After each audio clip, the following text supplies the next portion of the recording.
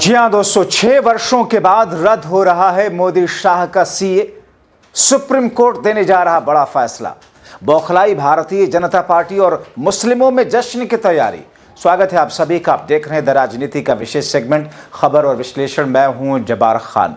दोस्तों, आखिर जिस सीए को लेकर के देश भर के अंदर मोदी शाह के सरकार का विरोध होता रहा, अब वो एक झटके में रद्द होने जा रहा है।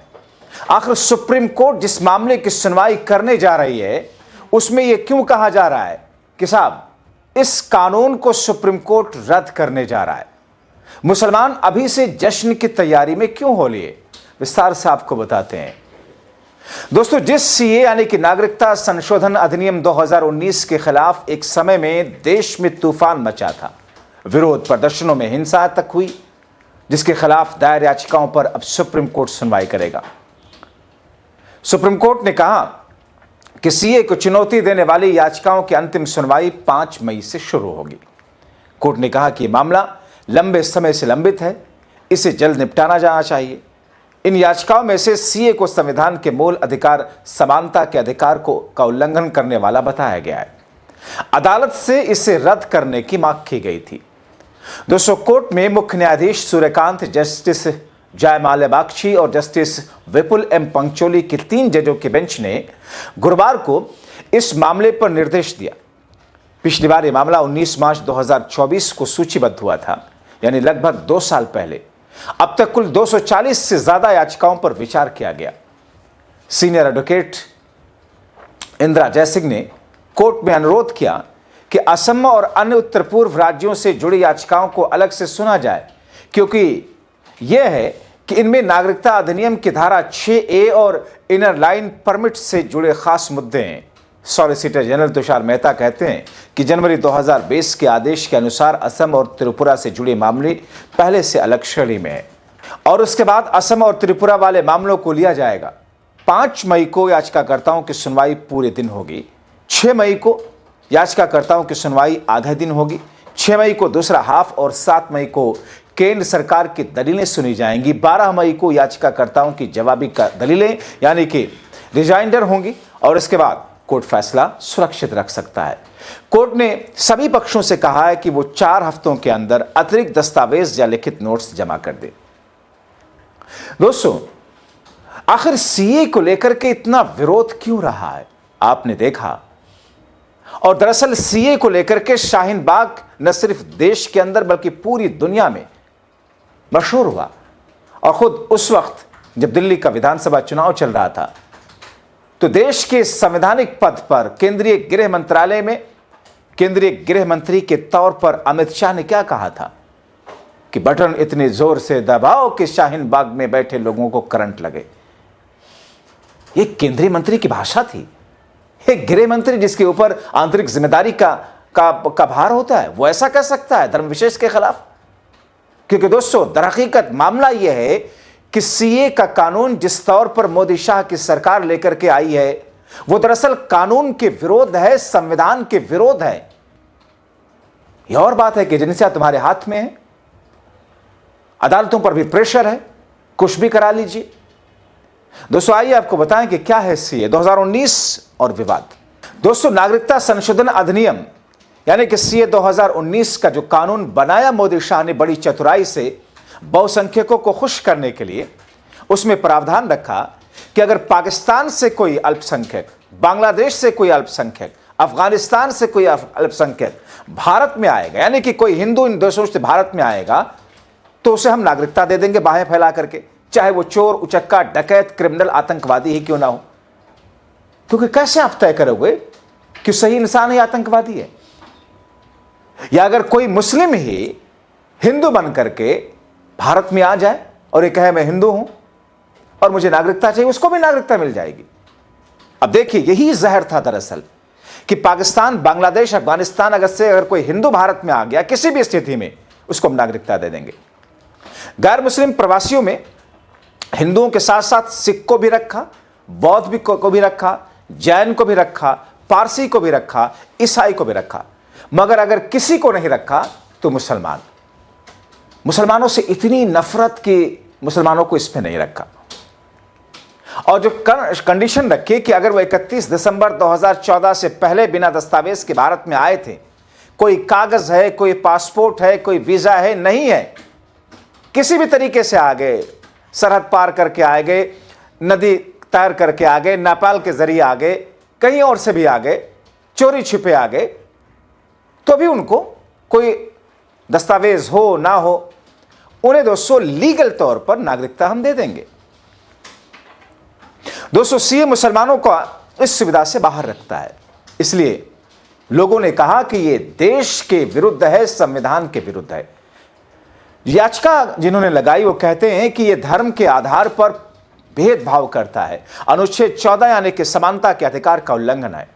मगर दोस्तों मोदी शाह और बीजेपी को तो बहुसंख्यकों का वोट चाहिए, और जिन बहुसंख्यकों में हिंदुओं में 65% हिंदू मोदी शाह और बीजेपी और संघ के खिलाफ हैं देश के, मगर वो 35% जिसमें ज्यादातर उत्पाती हैं, वो एकजुट होकर के वोट करते हैं, और जिससे बीजेपी की राह आसान हो जाती है जीत के लिए, क्योंकि एक मुश्त जाता है।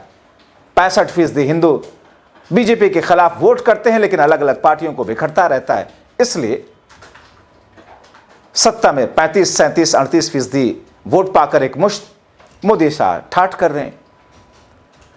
अब दोस्तों आपको बताते हैं कि सीए के खिलाफ क्या है आपत्ति, क्यों कहा जा रहा है कि मोदी सरकार के जरिए लाया गया सीए दरअसल संविधान के विरोधी है। दोस्तों नागरिकता संशोधन कानून 2019 के खिलाफ मुख्य रूप से संवैधानिक, मानवाधिकार, सामाजिक आधार पर दलीलें उठाई गई। ये दलीलें अलग अलग संगठनों, कानूनी विशेषज्ञों विरोध प्रदर्शन से सामने आई, जो कानून को भेदभावपूर्ण मानती हैं। क्या क्या बिंदु, कुछ बिंदु हैं दोस्तों, इसको आपको बता देते हैं। नंबर 1, धर्म के आधार पर भेदभाव। दोस्तों सीए पाकिस्तान, बांग्लादेश, अफगानिस्तान से आए गैर मुस्लिम शरणार्थी हिंदू, सिख, बौद्ध, जैन, पारसी, ईसाई को नागरिकता देने की प्रक्रिया तेज करता है, लेकिन मुस्लिमों को छांट देता है। इसी में खुशी मिलती है मोदी शाह को। इससे भारतीय संविधान के अनुच्छेद 14 यानी कि समानता के अधिकार का उल्लंघन होता है, एक दलील। नंबर 2, धर्मनिरपेक्षता का उल्लंघन है। कानून भारत का सेकुलर संवैधानिक संरचना के खिलाफ है, क्योंकि यह पहली बार नागरिकता में धर्म को आधार बनाता है, जबकि धर्म के आधार पर नागरिकता गलत माना गया। इससे सभी धर्मों को समान मानने की देश की मूल भावना कमजोर होती है। दलील नंबर 3, अंतर्राष्ट्रीय मानवाधिकार और कानून का उल्लंघन है। सीए समानता के अंतर्राष्ट्रीय सिद्धांतों का उल्लंघन करता है, जिनके भारत हस्ताक्षर करता है। यह मुस्लिम शरणार्थियों को असमानता का शिकार बनाता है और धार्मिक आधार पर भेदभाव को वैध बनाता है। नंबर 4, अन्य अल्पसंख्यकों की उपेक्षा। कानून केवल 3 देशों के गैर मुस्लिमों को कवर करता है, लेकिन मुस्लिम अल्पसंख्यकों जैसे कि शिया, अहमदिया, रोहिंग्या या श्रीलंकाई तमिल हिंदुओं को इससे बाहर रखता है, जो धार्मिक उत्पीड़न का शिकार है। इससे मनमाना और अपूर्ण लगता है। दलील नंबर 5, एनआरसी एनपीआर के साथ जोड़ करके मुस्लिमों पर निशाना है। दोस्तों सीए को राष्ट्रीय नागरिक रजिस्टर यानी कि एनआरसी और राष्ट्रीय जनसंख्या रजिस्टर यानी कि एनपीआर के साथ जोड़कर देखा जाता है, जो मुस्लिमों को देश से बाहर करने का माध्यम बन सकता है। इससे मुस्लिम समुदाय को दूसरे दर्जे का नागरिक बनाने का डर है। दलील नंबर 6, क्षेत्रीय और सांस्कृतिक प्रभाव। विशेष रूप से असम जैसे राज्यों में यह अवैध प्रवासियों को वैध बनाता है, जो स्वदेशी संस्कृति और जनसंख्या को प्रभावित करता है। इससे स्थानीय लोगों की पहचान और संसाधनों पर खतरा माना जाता है। दोस्तों इन 6 दलीलों के दायरे में अगर आप देखें, कोई भी नासमझ इंसान यह समझ सकता है कि मोदी शाह की मंशा क्या है सीए को लाकर के। दोस्तों अब सबसे मजेदार बात तो यह है कि खुद बीजेपी शासित मोदी की डबल इंजन वाली सरकार असम में, जहां जहरीले हिमंता बिस्वा शर्मा जो कि मुख्यमंत्री वहां के, वहां पर उस राज्य में सीए का विरोध चल रहा है, और वो भी तगड़ा वाला विरोध। मगर मोदी के गोदी गिद्ध इसे दिखाएंगे नहीं। असम में चुनाव आयोग ने एसआईआर भी नहीं कराया, मगर मोदी की गोदी गिद्ध इस पर खामोश रहेंगे, सवाल भी नहीं पूछेंगे। दोस्तों पूरे देश के अंदर सीए, मगर असम में नहीं। पूरे देश के अंदर एसआईआर, मगर असम के अंदर नहीं, क्योंकि वहां पर जो लोग बाहर हो रहे हैं एसआईआर से, उसमें 90% हिंदू हैं। इसलिए वहां पर चुनाव आयोग, जो कि कठपुतली बना है मोदी और शाह गुजराती भाइयों का, वो वहां पर एसआईआर नहीं कराता है। और मैं डंके की चोट पर इस बात को पूछूंगा दोस्तों कि जरा भी नैतिकता, शर्म बाकी है? एक देश के अंदर अलग अलग तरीके से बात तो तुम वैसे बहुत करते हो, एक देश एक कानून, एक देश एक चुनाव होना चाहिए, तो फिर एसआईआर से असम को बाहर क्यों किया गया? दोस्तों, असम में याचिकाकर्ताओं का कहना है कि सीए असम समझौते के खिलाफ है। सीए असम समझौते के खिलाफ है और इसे मोदी सरकार एकदम आंखों पे बिठाती है। केरल राज्य ने भी इसे कानून के खिलाफ मुकदमा दायर किया। अब दोस्तों, केंद्र सरकार सीए पर बचाव क्या करती है, जल्दी से वो आपको बता देते हैं। थिथरई इनकी देख लीजिए। दरअसल मोदी सरकार किसानों वाले कानून की तरह सीए पर भी विरोध के हर तर्क को खारिज करती है। ठीक वैसे ही जैसे लगातार कृषि कानून को लेकर के जब कानून ला रही थी सरकार, तो किसानों के विरोध को निराधार बता रहे थे और इनका गोदी गिद्ध तो किसानों को आतंकवादी और बलात्कारी तक लिख रहा था। खुद मोदी ने कहा था कि साहब ये किए इस कृषि कानून से तो किसानों का भला हो जाएगा, मगर क्या हुआ? वापस लेना पड़ा। खुद मोदी वापस लिए थे। मोदी सरकार वही थिथरई उसी अंदाज में, घिसे पिटे अंदाज में कहती है सीए पर भी कि किसी भारतीय की नागरिकता नहीं छीनता सीए, सिर्फ कुछ खास समूहों को नागरिकता देने की छूट देता है। और इससे भी ज्यादा भ्रम फैलाते हुए मोदी सरकार ये कहती है कि किसी समूह को कम शामिल करना अपने आप में अनुच्छेद 14 का उल्लंघन नहीं है। यानी कि मुस्लिमों को इसमें नहीं रखा गया तो अनुच्छेद 14 का उल्लंघन नहीं। इससे ज्यादा भ्रमित करने वाली बात और झूठ और क्या हो सकती है?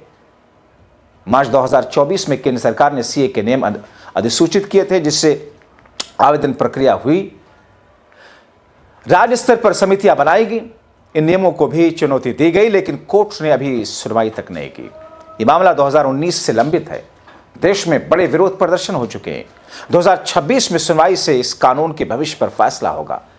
कई सारे कानून के जानकार ये मान रहे हैं कि सीए कानून निरस्त होगा, निरस्त होना चाहिए, क्योंकि ये कानून और संविधान के विरुद्ध है। इसलिए मैं कहता हूं दोस्तों, जागरूक रहिए, अपनी राय लिखिए।